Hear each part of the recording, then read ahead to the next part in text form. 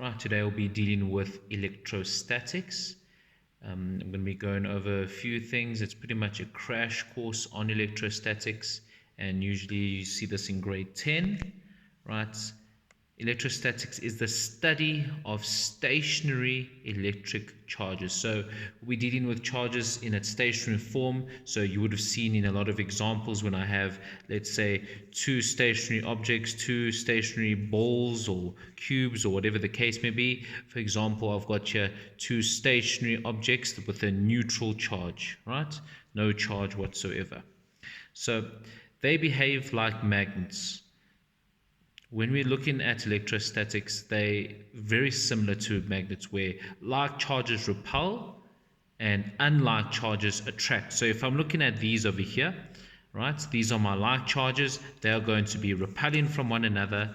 And if I have, let's say, two magnets over here, or two charged objects, should I rather say, both of them have a positive charge. These objects over here will be repelling from one another, will be moving apart. Same would go for my negative charges. If I've got two negative charges, they'll be repelling from each other as well. But if I've got unlike charges, should I say, which are different, negative and positive, they'll be attracting to each other like that. Right, so pretty much they behave similar to magnets. Right, so when we're looking at objects or any form of objects, if there is no charge to it whatsoever, it is neutral. And if I have two neutral objects over here, such as this, and I bring a charged rod towards this over here, I have this charged rod, I have this charged rod, and I start pulling my charged rod towards these two neutral objects, right? So here's my charged rod, I'm moving it towards it over here. As I'm moving it towards it, what it is actually doing is pulling all of my electrons to one side, right? So here is my object, neutral, it's still neutral. Here's my neutral object, and it is moving it, all the electrons to the one side, and in fact moving all the positives to the other. So it's looking like that. I haven't touched it, it's just moving towards the one side. And because it is moving to the one side, I've now created a positive charge side and a negative charge side. By creating these polar opposite sides, I'm polarizing this over here. This is the act of polarization. By moving this closer to this and bringing all my negatives to the one side and the positives to the other, right? Then, obviously, once it finally touches, we know that electrons are the only thing that can be transferred, and electrons are now moving from here to here, and from here, because it's now being attracted to each other, are moving here. So electrons are moving from one object to the other, and when electrons leave, we know that the object is going to become more positive. If I've got negative energy and I try to get rid of it, I'm trying to make myself a better person, a more positive person. So I'm removing all these electrons and being transferred to here. Not all of them. Some of them are going to be transferred to here. And when that happens, I'm going to be left now with positive. I'm going to be left here with positive objects. With these two positive objects now, they're not going to attract, they're not going to be stationary, they're going to repel from one another because now they're both positive. Right, so polarization is the process whereby a positive and a negative charge pole is created. So over here we can see there's a positive pole and a negative pole over there that was created by putting this closer to the one side like that. Okay. Then the law of conservation of electric charge. Now, when you are doing electrostatics, we are looking at the charge within the objects over there. We know there's a positive charge, a negative charge, and a neutral charge over there where there's no charge whatsoever.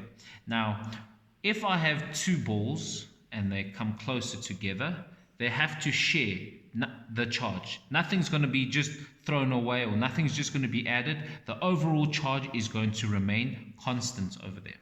So I have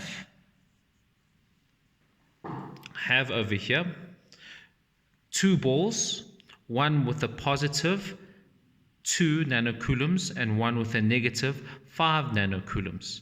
Nanocoulombs are to the 1 times 10 to the power of negative 9. It's important to know how to convert over here, because you are not going to be able to write NC in your calculator, or type NC in your calculator. You must know that this NC represents times 10 to the power of negative 9, because you're going to be using this over here. Now, with this, you need this formula over here.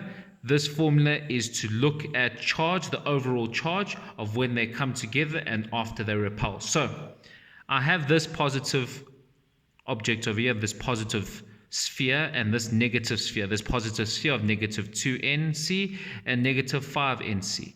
Because they are opposites, they have to attract. So they're going to look from there, they're going to swing towards each other, right? They're going to swing towards each other and touch. Now, when these two objects touch each other, they have to share an overall charge. They need to share everything that is together. Now, if I'm looking at this over here, let's go with this formula. I'm looking at my overall charge, so I'm going to say Q net, right? Let's go with, my Q net is equal to charge 1 plus charge 2.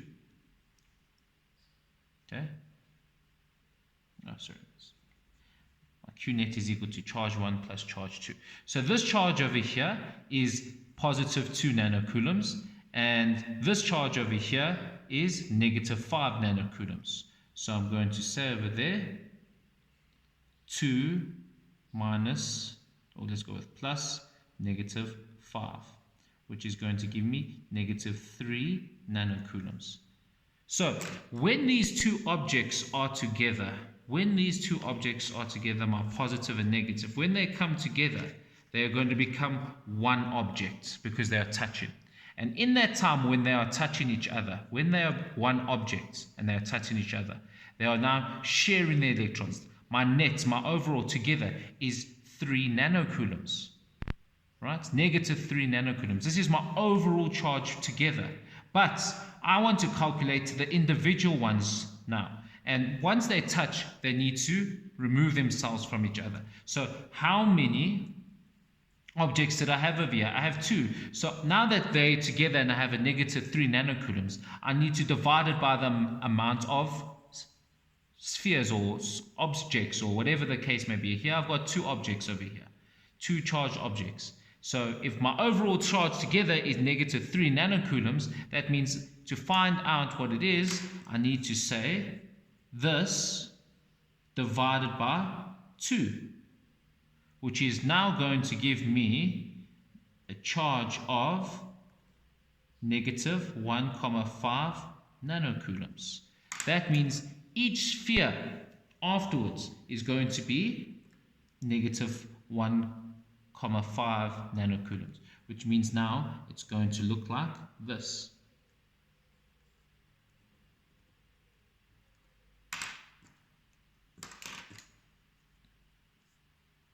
Both of them now are negative, and when they are negative, they are going to repel. So this object now is negative 1.5 nanocoulomb, and this object here is negative 1.5 nanocoulomb. Both of them now are negative 1.5 nanocoulombs. Or you can write it as negative 1.5 times 10 to the power of negative 9 coulombs. It's pretty much the same thing. They are the same thing. Right, so here I've got my 2 spheres, positive, negative. They have to attract each other. When they attract, they become 1. And when they become 1, it turns into a negative 3 nanocoulomb. That's the charge altogether, the net charge together. And what happens is once they're together, they need to dissipate. They need to change from one to the other. They need to remove themselves, become 2 again. So I'm going to divide it by 2, which is going to give me negative 1.5 nanocoulombs. And there you go. Right, so this over here, pretty much the same thing as that over there. Right, now, don't forget this over here. Don't forget this formula over here. Those are very important.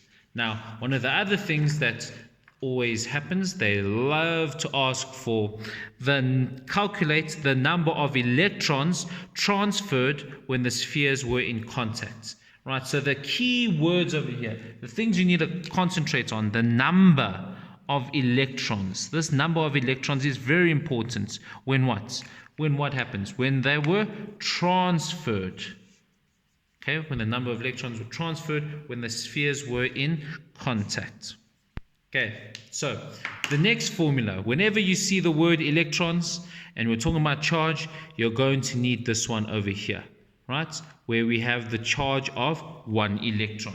1 electron's charge is negative 1.6 times 10 to the power of negative 19 coulombs, right? This is the charge of 1 electron, the charge of 1 electron. Now, we are going to try and solve it with this question that we have just completed, right? Remember that one over there, negative 1.5 nanocoulombs. Okay, so the first thing we want to do is know how much was transferred from one to the other. How much charge was transferred from one object to the other? And we've got 2 and positive 2 and negative 1.5. So from that over there, from my positive 2 to my negative 5. So let me use black for you. So from my positive 2 to my negative 1,5, how much was that? That is going to be negative 3,5, right? And that negative 3.5 is what we are looking at. That negative 3.5 nanocoulombs. That is what we are looking for. Now that I've got that, now it's important to remember this number here. Nanocoulombs is 1 times 10 to the power of negative 9 coulombs. Okay, so I've got this. Now, I'm going to use this formula and adjust it. So here's my charge. N stands for the number of electrons, and that is the charge of 1. So I'm going to manipulate this over here to get a new formula where it is now N is equal to charge over charge of an electron, because I'm using my overall charge to find out how much electrons were inside that overall charge. So this N over here is my number of electrons. Right, so this number of electrons over here, I'm now going to say N is equal to over here, what was the charge we've just calculated? This is how much has been transferred from the start to the finished product, which is now negative 1.5. Remember, start to change now is negative 1.5. So I'm going to say over there, negative 1,5 times 10 to the power of negative 9. See how it's important over there to have negative 9 now, because we're going to be using a calculator. Over, what's the charge of 1 electron? Negative 1,6 times 10 to the power of negative 19. Right? Then all you do is you plug that into your calculator. Right? Here's my calculator. Let's go. Right.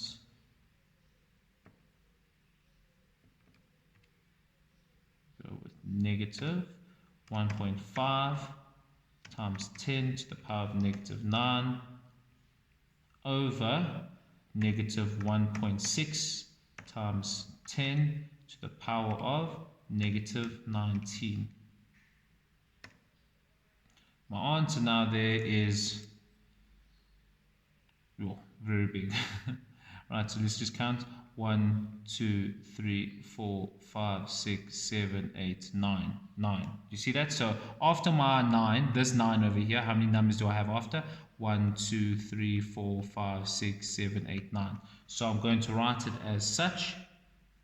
9 over there, comma 375 times 10 to the power of 9, right? That is how many electrons were transferred during this whole process over here. That is a lot of electrons that were transferred. So from one object to the other, this is how many electrons, which is pretty much this over here, from one object to another. So from positive 2 nanocoulombs to negative 1,5 nanocoulombs, this is how many electrons were transferred. Okay, and that's pretty much what you need to know when we're looking at electrostatics. Remember, questions can vary, tests always change depending on when you are writing a test, but small things will change, maybe how they adjust the question or the numbers inside the question. But if you know how to do this, all you need to do is how to adjust the formula and you'll always get the right one. Thank you very much.